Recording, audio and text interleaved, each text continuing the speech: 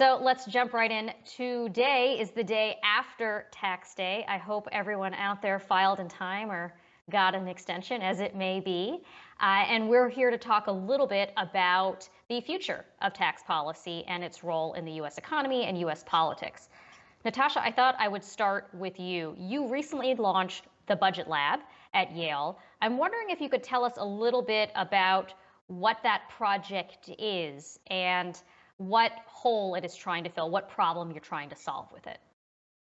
Yeah, thanks, Catherine, and thanks to all of you for listening. Uh, Part of what I got to do when I was in government was be part of some pretty exciting legislative debates about what ultimately became the CHIPS Act, the bipartisan infrastructure law, Build Back Better, which then became the Inflation Reduction Act.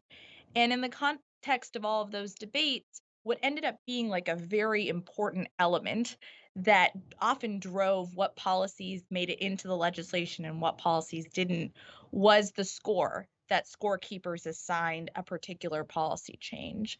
And the score is essentially like a cost estimate. It's like over 10 years, either how much revenue is a particular tax change going to generate for the government, or how much cost is a particular spending program going to cost.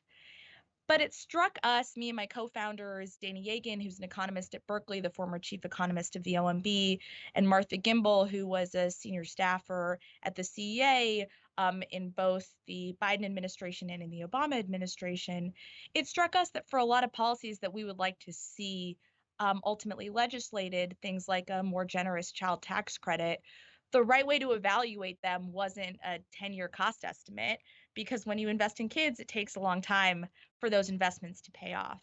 And so part of what we're trying to do with the Budget Lab is develop the infrastructure to create a more holistic analysis of both the costs and benefits of different types of policy changes.